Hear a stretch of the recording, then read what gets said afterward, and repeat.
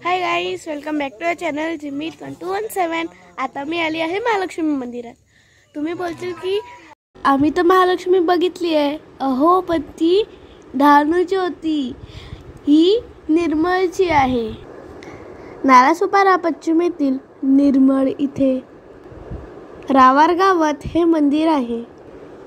असं म्हणतात की डहाणूच्या महालक्ष्मीचं इथे मूळ स्थान आहे।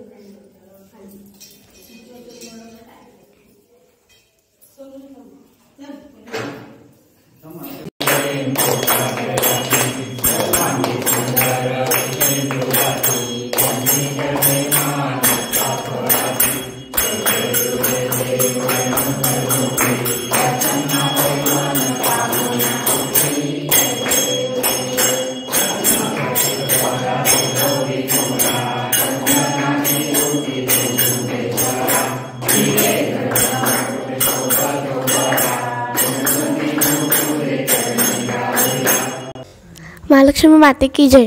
मी तुम्हाला सांगितलेलं की मी महालक्ष्मी मातेच्या मंदिरात आली। चला तर जाणून घेऊया मंदिराविषयी।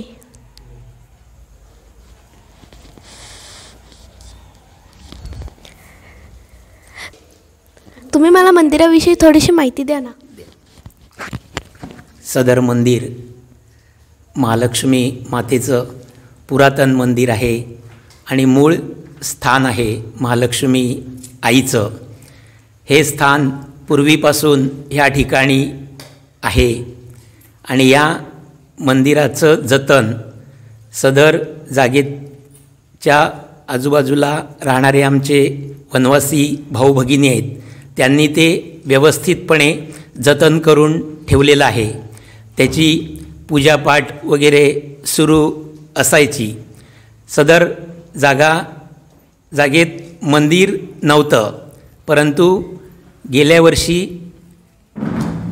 सदर देवीचं मंदिर माननीय आमदार हितेंद्रजी ठाकूर आणि त्यांचे सहकारी श्रीयुत पंकज चोरगे यांच्या सहकार्यानं हे मंदिर एका वर्षापूर्वी बांधण्यात आलं आणि त्या मंदिराची प्राणप्रतिष्ठा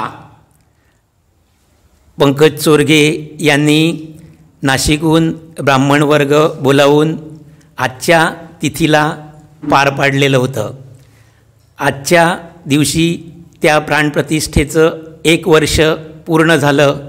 त्यानिमित्तानं सर्वांच्या सहकार्यानं आणि पंकज चोरगे यांच्या सहकार्यानं आज त्याचा वर्धापन दिन साजरा झाला. हा वर्धापन दिन साजरा करण्यासाठी आमचे आजूबाजूचे सर्व सहकारी वनवासी बंधू भगिनी त्यांनी सर्व प्रकारे सहकार्य करून एकदम सुंदर रीतीनं उत्सव साजरा केला. तर हा उत्सव साजरा होत असताना अनेकांचं सहकार्य मिळतं आणि त्या उत्सवात सर्व सहभागी होतात. सदर मंदिराची पूजा श्री अनिल चोरगे हे सातत्यानं इथे पहाटे 7 वाजता करत असतात.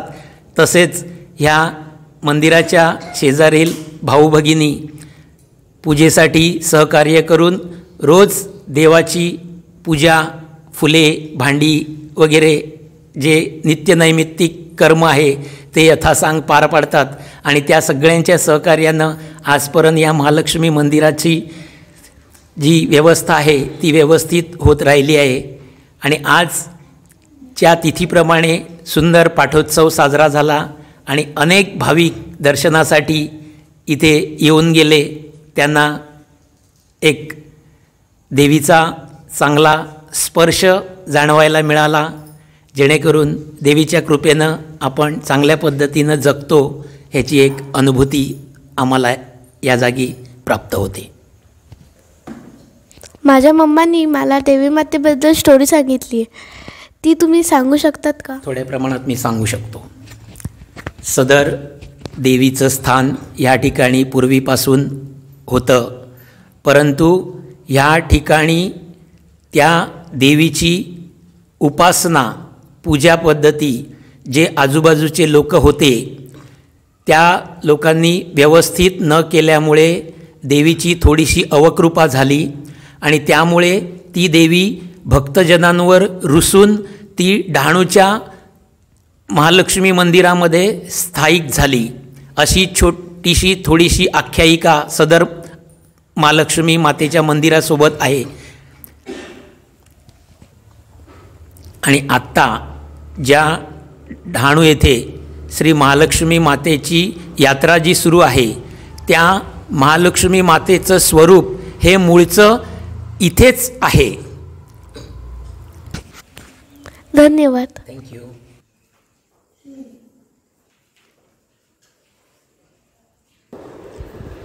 कसं वाटलं तुम्हाला ब्लॉग? आवडला असेल तर व्हिडिओला लाईक करा आणि या चॅनलला सबस्क्राईब करा. भेटूया आपल्या नेक्स्ट ब्लॉगमध्ये. बाय.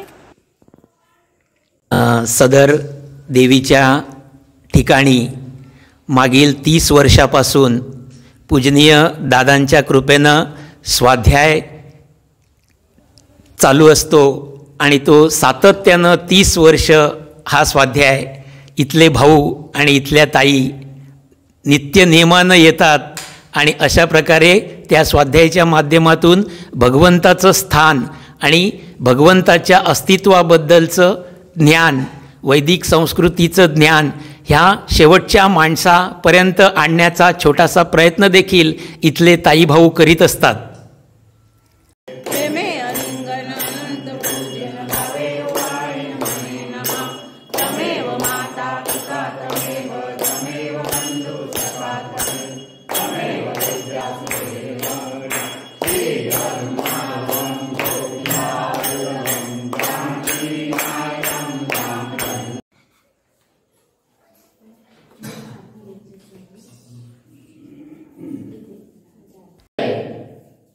महालक्ष्मी माते की